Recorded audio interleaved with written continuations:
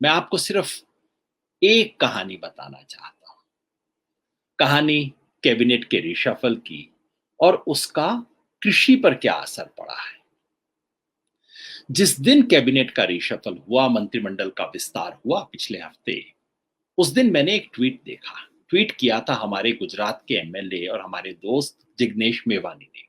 और मुझे लगा उस छोटे से ट्वीट में, जैसे कहते हैं ना, गागर में सागर भर देना। उन्होंने सब कुछ कह दिया था जो कि इस कैबिनेट रिशफल के बारे में कहा जाना चाहिए। बस जैसे ही रिशफल हुआ, उसके कुछ घंटे बाद उन्होंने एक ट्वीट कर दिया था। ये देखिए, ये है ट्वीट जिग्नेश मेवानी जी का। कहता है, खराबी इंजन में है और बदले डिब्बे जा रहे हैं। यही बात है, सबसे सही बात यही है कि खराबी कहाँ थी। खराबी गाड़ी के इंजन में है और इंजन को बदलने की किसी में हिम्मत नहीं है, क्योंकि बदलाव का काम तो खुद इंजन को ही करना है। तो इसलिए चलिए डब्बा बदल दिया, ये डब्बा हटा दिया, वो डब्बा हटा दिया, इतने डब्बे जोड़ दिए, खबर बन रही है गाड़ी में इतने डब्बे जुड़ गए हैं, अब 69 डब्बे की गाड़ी। अरे भाई, इंजन खराब है, डब्बे बढ़ाने से क्या होगा, डब्बे बदलने से क्या होगा। मुझे लगता है कि इस पूरे मंत्रिमंडल विस्तार की कहानी इस एक छोटे से वाक्य में आ गई थी। सरकार की तरफ से बड़े बड़े दावे किए जा रहे हैं और हमेशा ऐसा होता है, हर मंत्रिमंडल विस्तार के बाद आपको बताया जाता है, देखिए ना कितने शानदार एक मंत्री आए हैं, देखो ना उनकी अमेरिका से डिग्री भी है और वो यहाँ से भी पढ़े हैं और वो आईएएस भी रहे हैं। और देखिए तो सही, मंत्रिमंडल के अंदर एज घट गई है, अब युवा मंत्रियों को जगह दी जा रही है। और साथ में चुपके से बताया जाता है कि मंत्रिमंडल का जाति समीकरण भी कितना अच्छा हो गया। तो आपको समझ आ जाता है कि असली खेल क्या है। जो बताया नहीं जाता वो ये कि पिछली बार जब मंत्रिमंडल बना था और ऐसे ही जिन लोगों के बारे में इतनी सुंदर सुंदर कहानियां बताई गई थी, वो सारे आज बाहर क्यों हो गए। याद है, पिछली बार जब मंत्रिमंडल बना था तो एक उड़ीसा के सारंगी जी थे, उनके बारे में इतनी सुंदर सुंदर कहानियां छपी थी। देखो कितना त्यागी, कितना तपस्वी, कितना ईमानदार, इस आदमी के पास कोई पैसा नहीं है, इस आदमी ने बड़ी सेवा की। या बाद में पता लगा किसी तरह के सांप्रदायिक कांड के अंदर भी उनका नाम था, वो बात अलग है। लेकिन इस बार चुपचाप से उन सारंगी जी को हटा दिया गया, कोई खबर नहीं बनी कि भाई वो त्यागी, वो महात्मा, वो इतना ईमानदार, इतना बढ़िया आदमी क्यों चला गया। कोई खबर नहीं बताई जाती। मंत्रिमंडल में नाम ऐड हो जाते हैं, कुछ नामों के बारे में बताया जाता है, कुछ के बारे में कुछ नहीं बताया जाता। अब ये नारायण राणे जी महाराष्ट्र से आए हैं। महाराष्ट्र का जो व्यक्ति महाराष्ट्र की राजनीति को दो कौड़ी भी पहचानता है, वो आपको बता देगा नारायण राणे जी कौन है, कहाँ से आए हैं। और उनके आने के बाद आप मंत्रिमंडल में सदाचार और भ्रष्टाचार खत्म होने की बात करें तो महाराष्ट्र का कोई भी व्यक्ति हंसते हंसते लोटपोट हो जाएगा। इनके बारे में आपको नहीं बताया जाता, बड़ी सिलेक्टिव सी खबरें लगती हैं, बड़ा सत्ता के समीकरण को इतने कायदे से सजाया जाता है। मेरा विचार है कि अगर आप देखना चाहते हैं कि इस मंत्रिमंडल के विस्तार में क्या हुआ, तो ये मत देखिए किस किस को ऐड किया गया, क्योंकि वो तो लाल बत्ती बांटने का काम है। आप ये देखिए किस किस को ड्रॉप किया गया, क्योंकि इस मंत्रिमंडल में वही खेल है। सही बात बताऊं तो इस मंत्रिमंडल में किसी से पूछा गया कितने मंत्री हैं, उसने कहा भाई 1.5 मंत्री हैं इसके अंदर। तो पता नहीं बाकी कितनी सरकारी कितनी थी, 44 थी, 50 थी, अब 70 हो गई, कितनी हो गई। लेकिन सच बात यह है कि 1.5 मंत्री थे। इस मंत्रिमंडल में कोई भी बड़ा फैसला प्रधानमंत्री के बिना नहीं होता। अभी अच्छी बात है बुरी बात है, इस पे चर्चा अलग से कर लेगी। इंदिरा गांधी के जमाने में भी एक बार ये हुआ था, उसके बाद ये हो रहा है। मैं तो समझता हूँ इमरजेंसी में, अब इमरजेंसी के अंदर कौन गृह मंत्री था, कौन देश का वित्त मंत्री था, याद है आपको? नहीं, सिर्फ इतना याद है कि इंदिरा गांधी थी। इंदिरा गांधी चलाती थी सरकार। यही हाल इस मंत्रिमंडल का है कि सरकार तो चलाता है एक व्यक्ति, मंत्री तो एक है, बाकी तो सब नाम है। कोई निर्णय लेना हो तो पीएमओ से परमिशन मिलती लेनी पड़ती है। कहानी तो ये थी एक मंत्री जी के बारे में, उस मंत्री जी को बेचारे को इस बार हटा दिया गया कि वो अपने घर से पैंट शर्ट पहन के निकले, विदेश जाना था उनको। उनको रास्ते में एयरपोर्ट जाते जाते फोन आया कि सुनते हैं आप पैंट शर्ट पहन के निकले, शोभा नहीं देता, आप कुर्ता पजामा पहन के जाइए, आप विदेश जा रहे हैं। ये तो हाल है। मंत्री जी वापस घर आए, कुर्ता पजामा पहना, फिर एयरपोर्ट पहुंचे। ये तो इस मंत्रिमंडल का हाल है। जहां हम गिनते हैं ये मंत्रिमंडल आए, ये मंत्री आए, इस मंत्रालय में आए हैं, ये करेंगे, वो करेंगे। अरे भाई, अगर आपको सचमुच जानना है कि इस सरकार की प्रायोरिटी क्या है, किस किस पॉलिसी में क्या परिवर्तन होना है, तो प्रधानमंत्री कार्यालय में जो अफसर बैठे हैं ना, उनके बारे में ध्यान से पता कीजिए। उनका परिवर्तन होता है तो उसके बारे में चर्चा कीजिए, क्योंकि उससे आपको पता लगेगा सरकार में क्या बदलाव हो रहा है।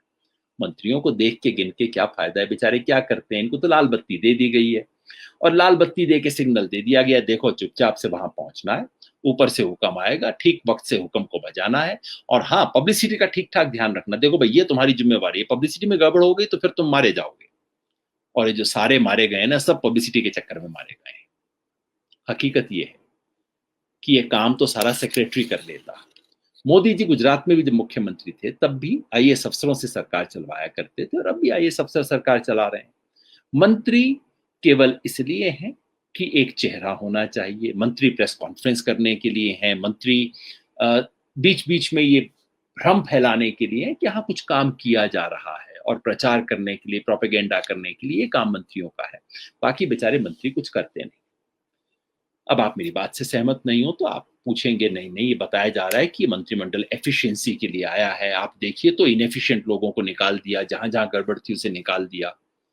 मैं आपसे एक सिंपल सवाल पूछता हूं, आप बताइए, पिछले जब से मोदी जी की दूसरी सरकार आई है तब से कौन सा एक मंत्रालय है जिसकी परफॉर्मेंस सबसे खराब रही है 2 साल में, जब से शुरुआत हुई है? ये मैं कोविड से पहले की बात भी कर रहा हूं। Finance ministry. देश की अर्थव्यवस्था डाउन डाउन डाउन डाउन गिरती चली जा रही है। कोविड शुरू होने से पहले भी 6 क्वार्टर तक लगातार हमारी इकोनॉमी गिर रही थी। वित्त मंत्री अपने भाषण में जो आंकड़े देते हैं वो अगले दिन झूठे साबित हो जाते हैं, उनका गणित बैठता नहीं है। मंत्रिमंडल में आके मंत्रिमंडल की तरफ से प्रेस कॉन्फ्रेंस करती हैं, कहती हैं कि हमने इतने लाख रुपए का, करोड़ों का पैकेज दिया है, पता लगा उसका हिसाब ही नहीं बैठ रहा, अगले दिन बैठ के उसके हिसाब को ठीक कर रही हैं। अगर कोई एक मंत्री का तबादला होना चाहिए था, एक मंत्री को ड्रॉप किया जाना चाहिए था, तो वो थी माननीय वित्त मंत्री निर्मला सीतारमण जी। लेकिन वो ज्यों की त्यों है, उनका पूरा मंत्रालय ज्यों का त्यों है। लॉयल्टी है, और हो सकता है सारे फैसले तो पीएमओ ही ले रहा हो, पीएमओ किसको बर्खास्त करेगा? दिक्कत कहां हुई पिछले 2 साल के अंदर? भारत चीन बॉर्डर पे, जहां 1962 की अपमानजनक पराजय के बाद दूसरी बार एक अपमानजनक घटना हुई, जिसके अंदर हमारी कोई 1000 स्क्वायर किलोमीटर जमीन चीन ने हड़प ली। अब ऐसा कभी होता है, जब एक बार ऐसा हुआ था तो देश के रक्षा मंत्री को बर्खास्त कर दिया गया था। कृष्ण मेनन उन दिनों जिम्मेवार हुआ करते थे, उनको बर्खास्त कर दिया गया था। मैं नहीं कहता कि राजनाथ जी को बर्खास्त किया जाए, मुझे लगता है कि राजनाथ जी का कोई फैसला ही नहीं था इस सारी चीज के अंदर, उनका कोई रोल ही नहीं था। लेकिन अगर कुछ प्रतीकात्मक होना चाहिए था तो कम से कम उनका मंत्रालय तो बदला जाता, नहीं बदला गया। साहब, देश में दिक्कत कहाँ आई? पिछले 2 साल में कश्मीर के बारे में 370 हटाने का फैसला, वहां स्थिति को असामान्य करना, इतने लोगों को बंद करके रखना, एनआरसी सीए के मामले के अंदर पूरे देश में भय आतंक का माहौल बनाना, इतने लोगों को पकड़ पकड़ के जेल में डालना। लेकिन गृह मंत्री पे कोई आंच नहीं, गृह मंत्री ज्यों के त्यों है। यही नहीं, उनको एक एडिशनल मंत्रालय और मिल गया है। अगर पिछले 2 साल का हिसाब लेना था तो कृषि मंत्री का हिसाब होना चाहिए था कि भाई आपने 3 कानून बनवा दिए, देश के किसान इस ऐतिहासिक संघर्ष में आके बैठे हुए हैं, आप उनसे बात नहीं कर सकते, आप उनकी मामला सुलझा नहीं सकते। इतनी बुरी स्थिति इस देश के किसी कृषि मंत्री के साथ नहीं हुई। लेकिन कृषि मंत्री माननीय नरेंद्र सिंह तोमर ज्यों के त्यों हैं, वहां के वहां बैठे हुए हैं। क्यों? क्योंकि इन सब के केस में माननीय प्रधानमंत्री जानते हैं कि ये सब मामले, फैसले तो पीएमओ ले रहा था। अगर कल को पलट के पूछा जाए तो इनमें से कोई भी मंत्री बाहर आके बोल देगा, जी मैंने क्या किया था, सारे फैसले तो पीएमओ ले रहा था, मैं तो लागू कर रहा था। क्या ये कारण था या कोई और कारण था? हमें बार बार बताया जाता है कि देखिए डॉक्टर हर्षवर्धन को हटा दिया गया है, ये दिखाता है कि इस देश के अंदर जो सरकार ने बद इंतजामी की पिछले 2 साल में, कोरोना वायरस वाली, उसके लिए सरकार जिम्मेवारी दे रही है। आई एम नॉट श्योर, पक्का नहीं कह सकते। क्या डॉक्टर हर्षवर्धन को कोरोना की बद इंतजामी के बारे में सजा दी गई है, या कि उसको कवर अप ना करने की सजा दी गई है? ये सवाल हमें पूछना चाहिए। मेरा तो लगता है, मेरी अपनी मान्यता है कि उनको सजा इस बात की नहीं मिल रही कि इतने लोग मर गए, आप कुछ नहीं कर सके। सजा इस बात की मिल रही है कि आप इसको न्यूज़पेपर में ठीक से कवर क्यों नहीं कर पाए, आप ठीक ढंग से ढक क्यों नहीं पाए इन सब बातों को। क्योंकि वहां भी सारे महत्वपूर्ण फैसले, जो कि कोरोना का जो महाबद इंतजाम हुआ है, सबसे बड़ा डिजास्टर हुआ है, उसका तो एक एक फैसला पीएमओ का लिया हुआ था। सबसे पहले सन 2020 में जब शुरू में लोग आने शुरू हुए थे विदेश से, उस वक्त उन पे बैन नहीं था, उनका टेस्ट नहीं था। जब बिल्कुल शुरू में संक्रमण के 100-200 केस आए, उनकी ट्रैकिंग, उनकी ट्रेसिंग, उनका उनको क्वारंटाइन करने का काम नहीं हुआ। फिर उसके बाद देश में जिस तरह का लॉकडाउन लगाया गया, जिसके से लाखों करोड़ों लोगों को नुकसान हुआ, उसके बाद जिस तरह की सेकंड वेव की तैयारी होनी चाहिए थी वो नहीं की गई। सेकंड वेव में जो बदइंतजामी, बदहाली हुई, हम सब ने देखी। और वैक्सीनेशन पॉलिसी का ड्रामा, तमाशा इस देश में जो हुआ, शर्मनाक तमाशा। ये सारे किसके फैसले थे? डॉक्टर हर्षवर्धन के फैसले थे। एक एक फैसला सीधा पीएमओ से लिया जा रहा था। सो प्रॉब्लम तो इन इंजन में थी। डॉक्टर हर्षवर्धन को सजा इसलिए मिली कि वो इसको ठीक से प्रेस कॉन्फ्रेंस करके, जो कायदे से इसके ऊपर एक चमकीला सा कागज लगाने का काम था, वो नहीं कर सके। यही दोष प्रकाश जावड़ेकर का था कि भाई आईबी मिनिस्टर थे, किसी भी तरह से आपको इंश्योर करना चाहिए था कि अखबारों में गलत खबर छपी तो कैसे छपी, छपनी नहीं चाहिए थी। प्रॉब्लम ये नहीं है कि लोग मर रहे हैं, प्रॉब्लम ये है कि वो दिख क्यों रहा है लोग। तो ये प्रकाश जावड़ेकर की गलती थी। तमाम जो बड़े बड़े लोग हटाए गए हैं, चाहे आप शिक्षा मंत्री को देख लीजिए, चाहे प्रकाश जावड़ेकर जी आईएनबी मिनिस्टर, रविशंकर प्रसाद, प्रॉब्लम ये नहीं थी कि वो गलत काम कर रहे थे, या कम से कम सरकार को दिक्कत ये नहीं थी कि आप गलत काम कर रहे हो, आप इनएफिशिएंट हो, आप कुछ नहीं करते। समस्या ये थी कि आपने इमेज मैनेजमेंट, परसेप्शन मैनेजमेंट का काम ढंग से नहीं किया। क्योंकि ले दे के सारी दिक्कत ये है कि ये सरकार मुख्यतः परसेप्शन मैनेजमेंट पे चल रही है, इमेज मैनेजमेंट पे चल रही है, छवि तंत्र के सहारे चल रही है। प्रधानमंत्री प्रधानमंत्री कम है, प्रचार मंत्री ज्यादा। इसलिए हुजूर, इंजन में गड़बड़ थी, डब्बे बदल दिए गए और तालियां पीटी जा रही हैं, वाह वाह नई गाड़ी आ गई है, नई गाड़ी कितनी रफ्तार से चलेगी, कितनी आशा है अब देश को, ये होगा वो होगा। अरे भाई, लाल बत्ती बांटने का काम हुआ है और लाल बत्ती को ठीक से जातीय समीकरण के आधार पर बांट दिया गया है। सारी दुनिया को बीजेपी वाले कहते थे ये जातिवादी, वो जातिवादी, ये पार्टी तो केवल जातिवादी राजनीति करती है, बीजेपी जातिवादी राजनीति से ऊपर। मेरे जैसे लोग हमेशा कहते थे ना भाई, जरा ध्यान से देख लो बीजेपी यूपी में क्या कर रही है, बिहार में क्या कर रही है, ये बिल्कुल साधारण जातिवादी राजनीति है, इससे ज्यादा कुछ नहीं है। लेकिन इस बात तो बिल्कुल साफ हो गया, क्योंकि मंत्रिमंडल के बाद बीजेपी की तरफ से बताया गया कि इतने दलित हैं, इतने ओबीसी हैं, इतने ये हैं, इतने वो हैं। तो जाति के आधार पर बंदरबाट हुई है, जाति के आधार पर लाल बत्तियां बांटी गई हैं, इससे अधिक कुछ नहीं हुआ। अगर आपके मन में शक हो तो आपको एक किस्सा बताता हूं कृषि मंत्रालय का। मंत्रिमंडल का विस्तार हुआ, उससे अगले दिन मंत्रिमंडल की बैठक हुई और उससे अगले दिन अखबारों में बड़ी सुंदर सी एक खबर छपी।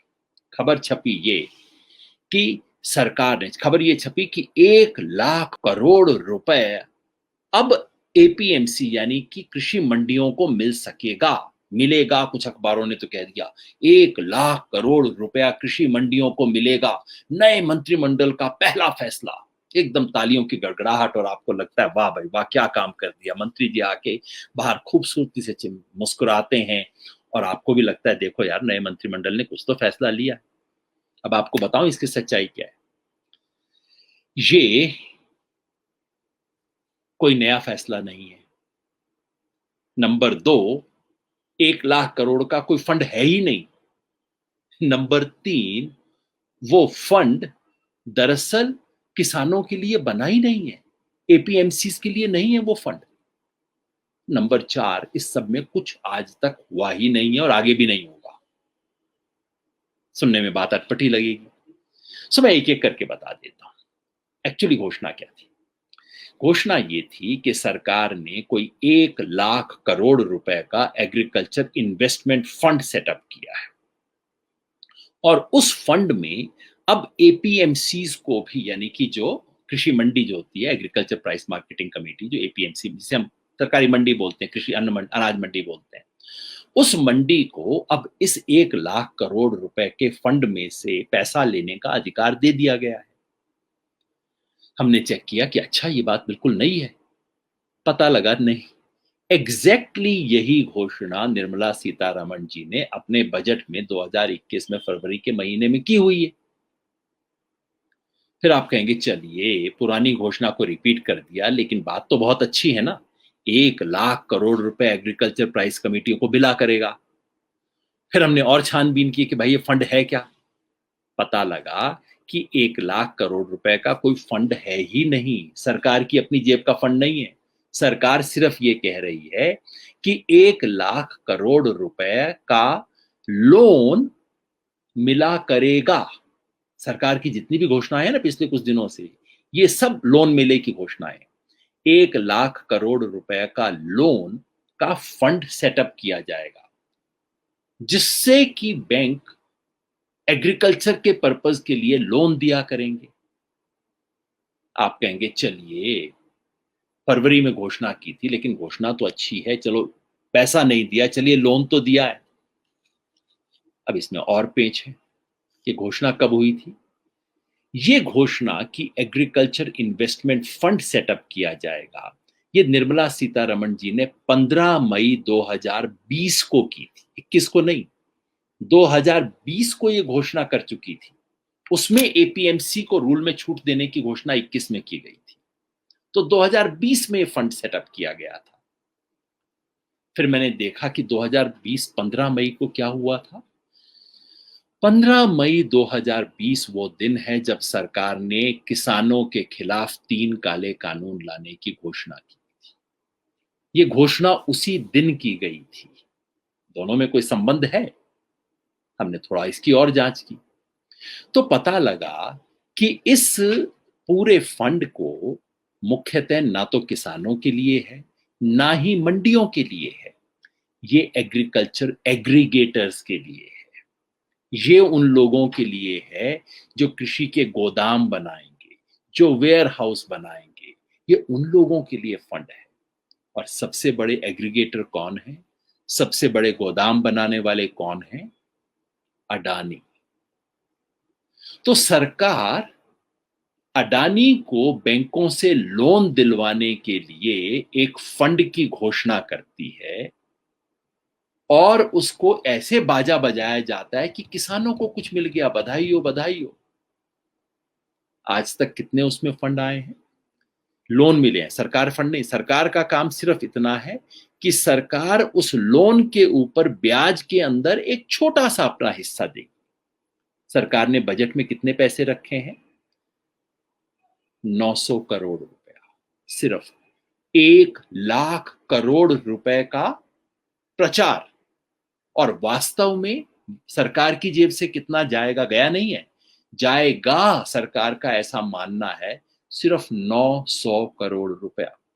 और वो 900 करोड़ रुपए भी किसी किसान के लोन की सब्सिडी में नहीं जाएगा, वो अडानी की सब्सिडी में जाएगा, वो इन बड़े बड़े लोगों के सब्सिडी के अंदर जाएगा।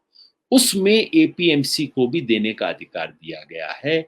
और हमने देखा कि अब तक जो डिजर्विंग, जिसको सचमुच एग्रीकल्चर के लिए लोन कहा जा सकता है, कुल मिला के अब तक कोई 3,000 करोड़ के करीब लोन मिले हैं इसके अंदर। 1 लाख करोड़ की घोषणा, अब तक सिर्फ 3 या 4,000 करोड़ के करीब लोन मिले हैं, यानी कि 3 या 4%। और उसमें भी जिसे हम कह सकते हैं कि खेती किसानी एग्रीकल्चर मंडी वाले जो लोग हैं, उनको सिर्फ 58 करोड़, 58। अब आप सोचिए, झूठ की कोई तो सीमा होनी चाहिए। 58 करोड़ रुपए का एक्चुअली किसानों को अब तक मिला है। उसके एक छोटे से नियम में हल्की सी छूट देने को आप पेश कर रहे हैं कि किसानों के लिए एक नई ऐतिहासिक घोषणा। कब तक चलेगा इस तरह का काम? जैसे मैंने कहा, नया मंत्रिमंडल, वही पुरानी हरकतें, वही पुराने खेल। पिछले हफ्ते में नरेंद्र सिंह तोमर जी बार-बार फिर कह चुके हैं, किसानों से बातचीत करने के लिए हम तैयार हैं, बशर्ते कि वो 3 कानूनों को रद्द करवाने की बात छोड़ दें। यानी कि किसानों से बातचीत करने के लिए हम तैयार नहीं हैं। नया मंत्रिमंडल, पुराने चेहरे, पुराने खेल, केवल प्रचार पे टिका हुआ मंत्रिमंडल। इंजन में खराबी है। अब ये हिम्मत कौन करेगा कहने की कि खराबी तो इंजन में है। इंजन को कौन बदलेगा? ये जो अहंकार, नरेंद्र सिंह तोमर जब बोल रहे हैं तो वो नहीं बोल रहे, प्रधानमंत्री नरेंद्र मोदी बोल रहे हैं, क्योंकि एक ही व्यक्ति फैसला लेता है और फैसला साफ है, किसानों से बात करने की कोई जरूरत नहीं। इस अहंकार, ये जो अहंकार अब बीच रास्ते में आया हुआ है, यह आंदोलन और इसके समाधान के रास्ते में प्रधानमंत्री का अहंकार है। उस अहंकार की दवा कौन करेगा? पिछली बार मैं सिरसा में था तो मैंने मजाक में कहा कि देखिए, प्रधानमंत्री बीमार हैं, बहुत चिंता की बात है, और प्रधानमंत्री की बीमारी का इलाज तो करना पड़ेगा भाई, अहंकार की बीमारी हो गई है। तो इसका इलाज क्या होगा? एक इंजेक्शन अभी वेस्ट बंगाल में दिया है, हो सकता है आगे और इंजेक्शन देना पड़े। उत्तर प्रदेश का चुनाव आ रहा है, बाकी चुनाव आ रहे हैं।